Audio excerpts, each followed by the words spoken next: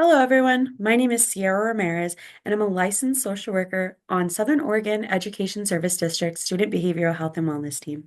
This is the first video in our parent engagement series, and today I'm going to be showing you an emotional regulation strategy activity.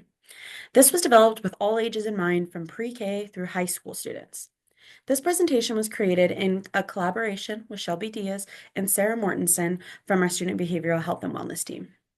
Today, I'll be showing you how to build your own feelings thermometer with your child. You'll learn how to recognize your child's emotional state, how to open a conversation with them about it, and how to assist them in choosing a strategy to regulate their emotional state by teaching them what they can do about it. But first, what are emotions and what does regulation really mean? Emotions are reactions that human beings experience in response to events or situations. Emotions can range from sad, happy, embarrassed, loved, or scared, just to name a few. One important note I have is that when naming your emotions or teaching your child, it's important not to name any emotion as good or bad. Some emotions feel comfortable when we experience them, like happiness, love, or excitement, while others feel uncomfortable, like anger, embarrassment, or nervousness. Naming emotions as comfortable or uncomfortable instead of good or bad can help children and adults better accept and regulate their emotions. When we regulate our emotions, it means that we can name what emotion we are feeling, understand it, and find a healthy way to express or control that emotion. So when we feel strong emotions like anger or sadness, we can learn to pause, think about what's happening, and respond appropriately instead of letting those feelings control our actions. Today, we're going to be creating a tool called a feelings thermometer to help us do just that. This is the tool that you'll be creating. This one is already filled out, but we're going to go over each section piece by piece. The left side is labeled with all of the emotions that fall into each color and category. You'll see that there's different colors and different faces to represent each level of the thermometer. Next, you'll see the category labeled behaviors. Those are all of the different behaviors that you'll be able to see your child do to help you recognize their emotional state. Last is the coping strategies section. These are the different strategies that you'll use to help your child be able to regulate their emotions. To spark a conversation with your child about their current emotional state, you can use the sentence prompt at the bottom of the page. I notice you are blank. Are you feeling blank? In the first blank, you'll insert a behavior that you're physically seeing, and in the second blank, you'll insert an emotion word to help your child better identify what they might be experiencing. The included prompt is best geared towards younger children who don't yet know all of their emotion words. When your student is middle to high school aged, you can ask them what emotion they are feeling instead of prompting them with one.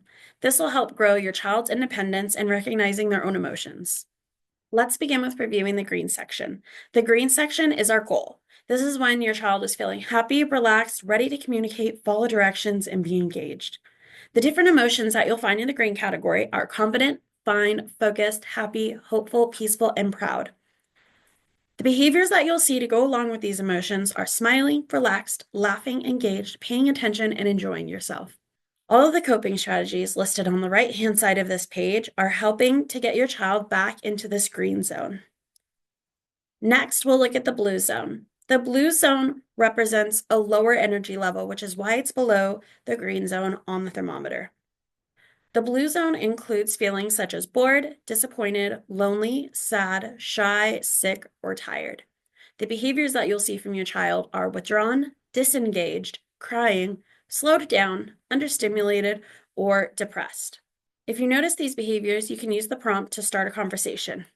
We can say, I notice that you're crying. Are you feeling sad? Or, I notice that you've been in your room a while. How are you feeling?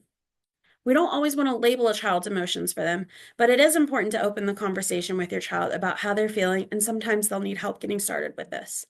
Once you've started the conversation with your child about how they're feeling, it's important to offer to do a coping strategy with them or recommend that they try one of the coping strategies that they can do on their own.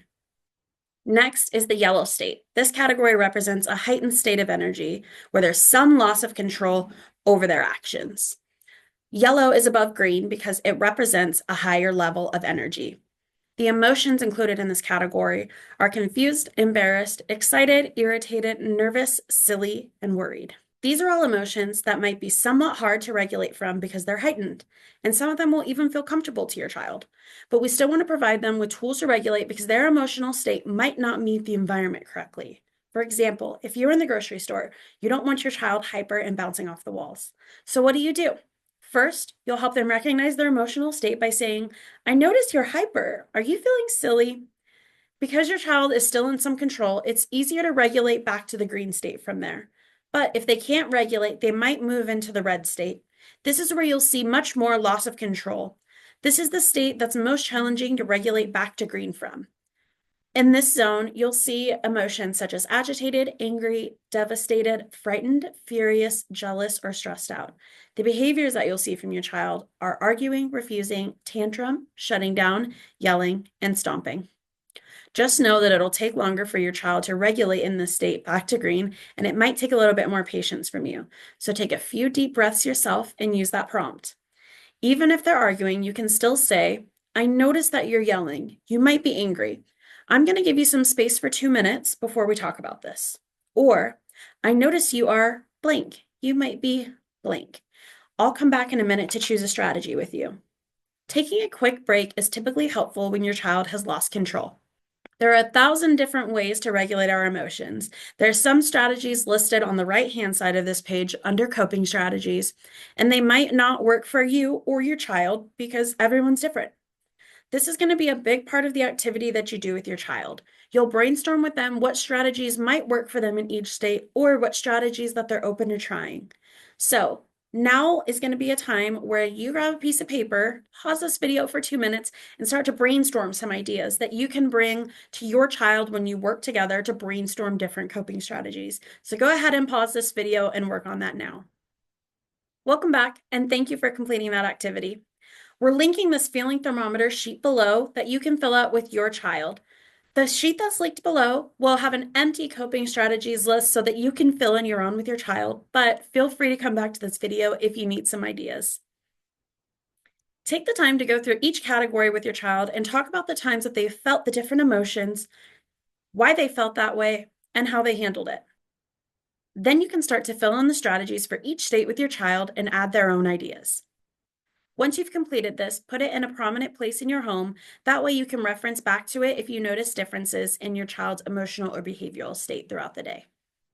If you have any questions for our team or want to get in contact with us, please feel free to call us at 541-776-8590 extension 3162 or email us at sbhw@soesd.k12.or.us.